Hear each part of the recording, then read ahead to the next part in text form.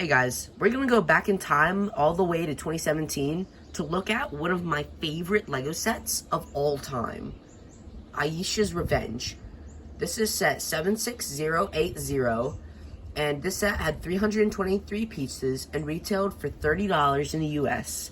Now, however, if you want to get it sealed like I did, you're gonna be paying around like 75 or 100 bucks for this.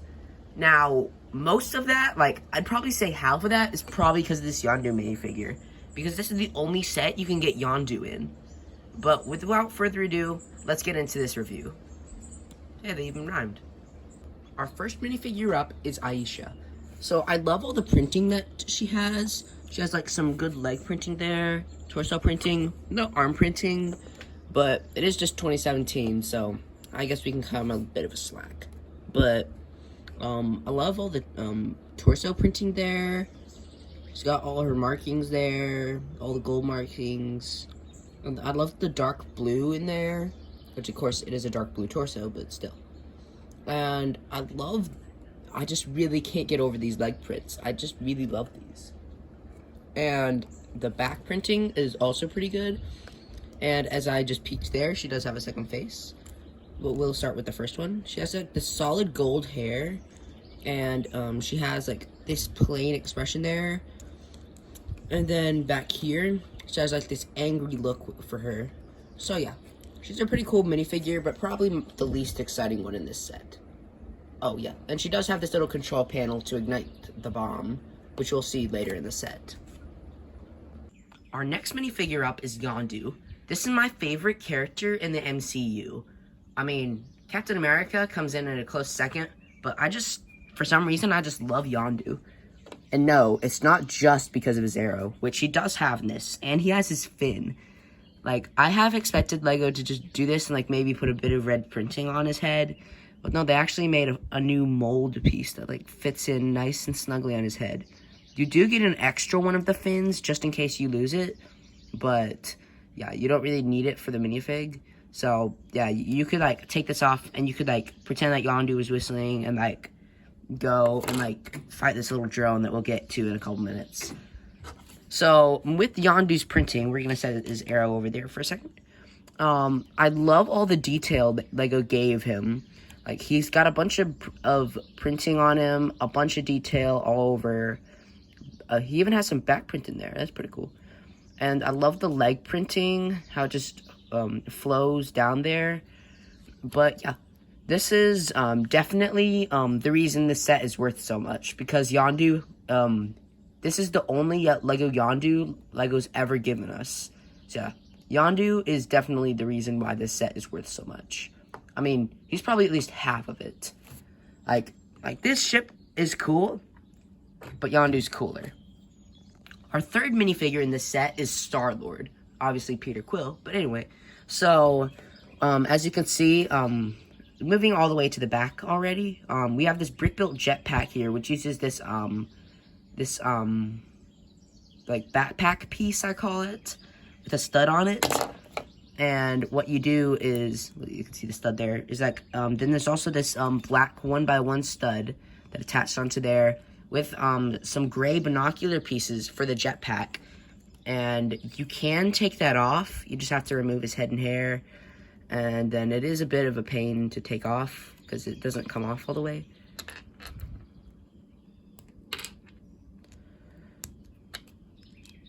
But yeah, now that we've removed the jetpack, we'll just set that over there. And he has got some nice back printing and some even nicer torso front printing. And yeah, nothing too special about him. He still has the gunmetal gray blasters, well, the color at least. Like, the newer blasters are like a lighter color. These are darker than the new color. Well, his blasters at least. And he's just got like regular black legs. Nothing too special, except his face. His face, they did not give him a new print for. This is the same face I believe they've been using for, well, they did use for Bucky Barnes. At the same time, they used this same face for Bucky Barnes, and as you can see, they have this, like, angry scowl on his face, showing his teeth there. And then they got, like, this wavy hair up there, which I like, and he's got, like, this smile up here. So, yeah, it's a pretty good minifigure, and definitely one of my favorites in this set. And here we have perhaps the best minifigure in this set. Well, one of the best.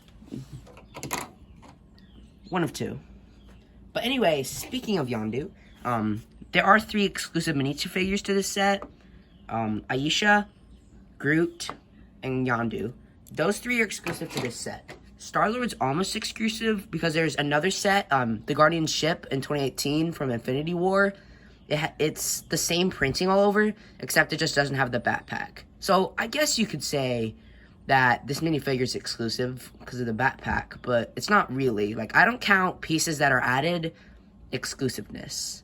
I mean, if you added a stud on the leg, like if there was a stud or plate or something on his foot, and there wasn't in the Infinity War, which I don't think there is, there's not in this set at least, then I would not count that as exclusiveness. So I guess you could say this is exclusive, but I just count the printing as the exclusive part for the minifig. But anyway, let's get into Groot. Lego did make 2 baby Groots, and both of them are this size. They both came from Guardians of the Galaxy Volume 2, and one is just Groot with no just his like patterns there, like his bark and wood and stuff on his torso.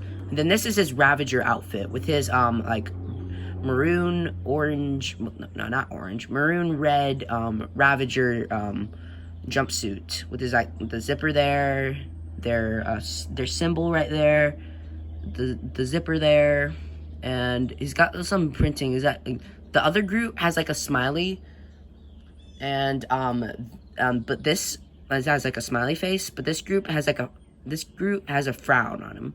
So yeah, just something to consider there. So yeah, this is exclusive. Like, I mean, I've heard people say, now this Groot is not exclusive. It is. I don't care what they say. This Groot is exclusive. This is a cool minifig. So I love the little side build that it includes in this set. So to start off with, I just love the red color. So as you can see, we have these 1, 2, 3 plates here. Well, actually 2, because like there's this one, his 3x3 half one, I call it, and then there's this 6x3 half one. And usually, I mean, you'd think they'd put another one there, but there's this little play feature that we'll get back to in a couple minutes. So that is why we cannot have another one there. But I kind of like it, like this corner design. But yeah, so yeah, this is pretty cool. And we got a bit of cheese slopes scattered around here for like the rock and stuff. And then up here is like these 2 studs here. Like that is where I put Ayesha. So she has the detonator, and Groot here, he has the bomb. So what you do is you can put the bomb right there, and then Groot can hop away. And then when Ayesha flicks the lever, there's if you could see that raised, if you push this down, then that actually pops off to make it look like it's exploding. Like, boom. Like, yeah, that's pretty cool. Now we're moving on to the ships. Well, technically this is the only ship that you can put a minifig in, but in the MCU, then this is like a drone. Well, it's like a drone. Like at their base that they have in their city, then they have like all these terminals where like these people can like sit down and like they like, it looks like they're actually flying these things, but I mean, that's pretty smart, because I mean, that way when they lose one of these things, then they haven't lost any people. Like, all they have to do is just rebuild these things. So yeah, pretty cool. And obviously it's got stud shooters, which can move 360 degrees whenever you want it. And obviously to push that, you'll just push in this little tab here, and boom, it shoots off. Same on the other side, 360 degrees. And then there's the glass where, like, ideally someone would be flying it, but there's no one flying it here. And then back here we have all the boosters, like these big ones up top, and then these tiny ones down here. And then these are like for angles to like curve, like if they're going that way, like there or like there or something. I don't know really how it works. I usually just like fly it like this. I don't pay too much attention to these, but yeah, it's still pretty cool nonetheless. And here we have the best part of this set. It's Yondu's little mining ship, I call it. It's like kind of like I don't know. It's like Yondu's little mining ship.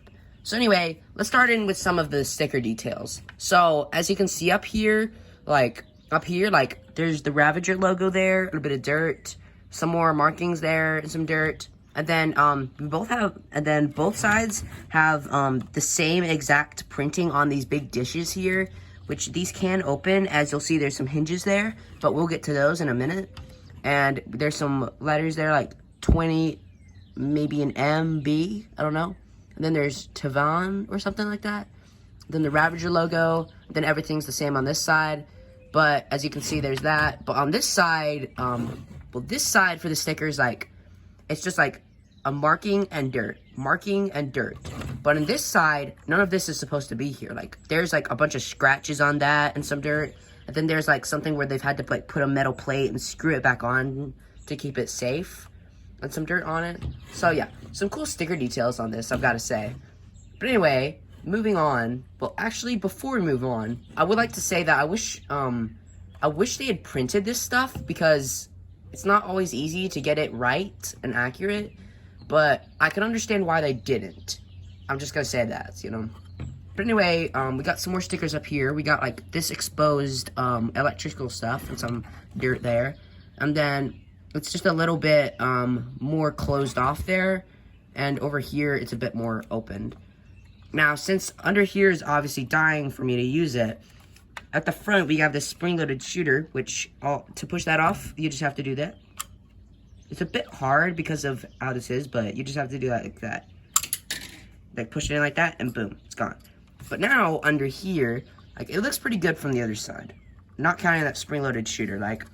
That just takes away from the symmetry on the bottom. Like, on top, it's already not symmetrical because of, like, that and some of the stickers, but we're not going to talk about that. But, yeah, it's almost exactly the same on the bottom, except for that. So, I would just take that off, but we're not going to. Anyway, to here, like, you can move these to, like, show, like, whenever he goes right, then you could, like, move these, like, some, like, this way, like the boosters. So yeah, I usually just keep it like this because it's just a bit too much of a hassle to like whenever you're playing to like go, whenever you're just like going right, just like move that, and then when you're going left, just like you do that. So yeah, I usually just like fly it around like this and just ignore these, or you could like take that off, or you could just like not build it, but that's again if you have this, obviously, because it's retired. They don't make it anymore. That's what that means for you. But, so yeah, we're gonna move to the back here, and, well, before we do, I don't like how the yellows contrast each other. Like, we have, like, this like, light orange peachy color, and then this, like, bright yellow here. I wish they'd done it all one color, but, I mean, I guess, it looks pretty good, I've gotta say, though. I mean, if they'd done this with like red or something, it would have been more noticeable. It does look good, I must say. But I don't like how it contrasts, but yeah. And to the back, we got some stuff here and like some studs on there. Now on the box, it actually shows, oh yeah. So yeah, that's how you open that. Like just like that. There's this big plate here that's holding that on. And we'll take that off so you can see more of it. And yeah, like there's not much holding it on there, just a couple stuff, but then those 4 things there, like connect in like that, and then they connect in like that. Ideally, you wouldn't be taking this off regularly, but yeah, both of these can open. And then on this side, we have a light and this little crate. Now that crate is for Yondu to put his arrow. And I've seen some other people do this, but I don't do it, but you can put Baby Groot in there, like if you see there's Baby Groot, and it still closes up pretty nice. So yeah, we'll save it like that for now. Sorry, Groot. And then on this side, we've got a fire hydrant for like if it like crashes and it gets on, like you could like pretend like it crashed and it caught on fire, and then you could have Yondu like come over here and grab these tools. If I can, this one is pretty hard to get off. I would not recommend taking this one out, but yeah, it's kind of hard. But yeah, like Yondu can like spray it down at the fire hydrant. I've seen that Marvel tries to include, well, the Lego Marvel tries to include a fire hydrant with every Lego Marvel set. Like, I've seen it, like, in the Guardians of the Galaxy sets. I mean, almost every Lego Marvel set has a fire hydrant in it. I mean, I just think that's kind of funny. But, yeah. I mean, there's a lot of fire in it, though. But, yeah. Like, it just clips back in there. And then Yondu also has a wrench he can use to, like, repair some of his boosters if it breaks. But, yeah. Then afterwards, Yondu can just close that back up. And then accessing the inside, most people would think that you would just pull down this bubble turret, well, the bubble here. But there's actually this stuff here, which I forgot about. And we'll just go ahead and take a look at this before we show how to get inside there. And I love this. Like, they've got this, like this light here. Oops. And then we got, like, these lasers over here, and then unfortunately it doesn't have all the lasers that like, come across it or something, but like to form the big laser. But I mean, I guess you could pretend that one of these is the big laser, like probably that one because it's just a bit bigger. But yeah, pretty cool. But then the way to open it, because obviously this bubble is stopped by that, like the bubble is just for decoration. You don't actually use the bubble to get inside. The way you get inside is back here. You hold that and you just pull, and it's opened. So then you can take Yondu, since it is his ship, and there's some studs in there that you would ideally place Yondu onto. And then you can just, and his fin, Lego's added a couple studs of height to make sure that his fin goes in there. So that way you don't have to take off Yondu's fin every time you want to play with him. So yeah, Yondu fits nice and snug in there. And then you can have Yondu go and attack these little drones. Pew pew. I destroyed it, yay. Overall, for $30 back in 2017, this was a great buy. I mean, you get